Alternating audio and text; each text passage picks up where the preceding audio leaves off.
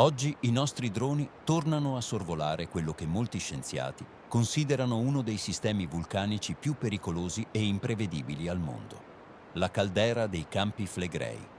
Un gigantesco vulcano attivo che da anni continua a mostrare segnali sempre più inquietanti tra sciami sismici continui, deformazioni del suolo, aumento delle emissioni di gas e cambiamenti improvvisi nelle fumarole storiche di Pisciarelli e Solfatara. Un saluto a tutta la community di Solfatara News, a chi ogni giorno segue le nostre webcam live puntate sulla fumarola Pisciarelli, a chi monitora insieme a noi il sismografo indipendente installato sul territorio e a tutte le persone che stanno guardando questo video per capire cosa sta realmente accadendo nei Campi Flegrei in queste ore estremamente delicate. Noi continuiamo a documentare tutto direttamente dal territorio, attraverso droni, monitoraggi visivi, rilevazioni termiche e osservazione continua delle fumarole attive.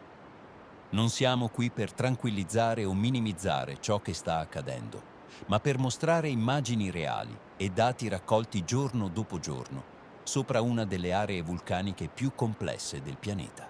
E osservando costantemente questa caldera, ci si rende conto che alcuni segnali sembrano cambiare sempre più rapidamente. Prima di iniziare vogliamo ringraziare davvero tutti voi per il supporto continuo. Chi segue le dirette, chi commenta, chi condivide gli aggiornamenti e chi sostiene il progetto tramite Buy Me a Coffee, aiutandoci a mantenere operative webcam, droni, sensori e monitoraggi indipendenti sul territorio. Tutto questo esiste grazie alla vostra fiducia e alla volontà comune di continuare a osservare senza filtri ciò che accade nei Campi Flegrei. Prima però vogliamo fare un riepilogo delle dichiarazioni shock rilasciate dal professor Giuseppe Mastrolorenzo, vulcanologo e primo ricercatore INGV. Parole che nelle ultime ore stanno facendo discutere migliaia di persone perché mostrano uno scenario molto diverso rispetto a quello raccontato normalmente nei bollettini ufficiali. Secondo il professore, dopo oltre 35 anni di studi sulla caldera, nessuno sarebbe realmente in grado di prevedere il comportamento dei Campi Flegrei. Una dichiarazione pesantissima, soprattutto perché arriva da uno dei vulcanologi più autorevoli al mondo. Mastro Lorenzo ha dichiarato apertamente che è sbagliato continuare a rassicurare la popolazione, dicendo che tutto rientra nella normale attività bradisismica e che non esistono segnali di aggravamento del sistema vulcanico.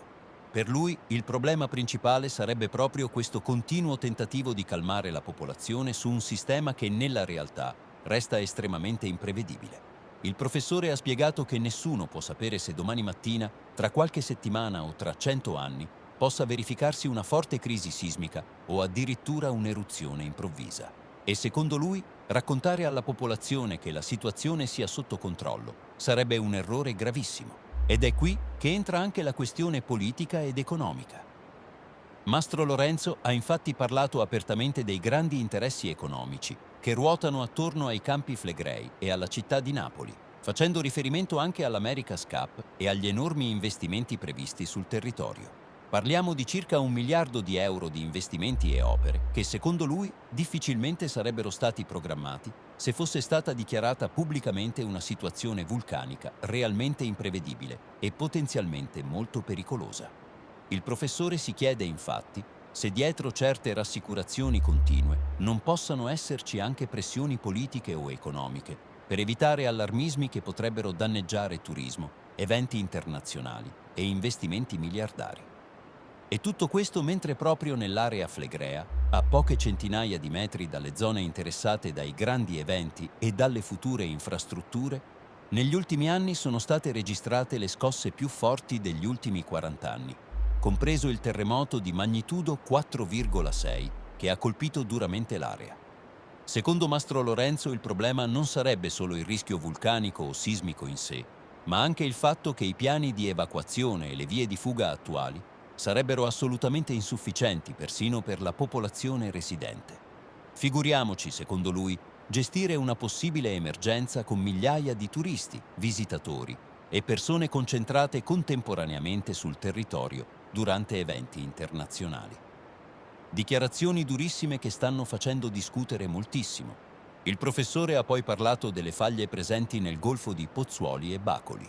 strutture ancora poco conosciute che lavorano in maniera completamente diversa rispetto alle faglie del centro Italia. Secondo lui queste fratture sarebbero direttamente influenzate dai fluidi e dai gas vulcanici presenti sotto la caldera. Ha spiegato inoltre che le numerosissime microscosse superficiali registrate negli ultimi mesi, spesso nemmeno percepite dalla popolazione, potrebbero rappresentare qualcosa di molto più serio. Parliamo di terremoti localizzati anche a poche centinaia di metri di profondità, che potrebbero indicare vere e proprie rotture della crosta superficiale. E proprio queste fratture potrebbero aprire improvvisamente nuove vie di fuga per gas e fluidi vulcanici ad altissima pressione. Mastro Lorenzo ha poi ribadito il rischio legato alle eruzioni freatiche improvvise, eventi violentissimi che potrebbero verificarsi senza grandi preavvisi nel caso in cui acqua e materiali vulcanici entrassero improvvisamente in contatto con zone ad altissima temperatura nel sottosuolo. Ma una delle parti più inquietanti riguarda le emissioni di anidride carbonica. Secondo il professore, le enormi quantità di CO2 presenti nell'area flegrea rappresentano un pericolo enorme spesso sottovalutato. La CO2 vulcanica, infatti, è invisibile e inodore e molto più pesante dell'aria.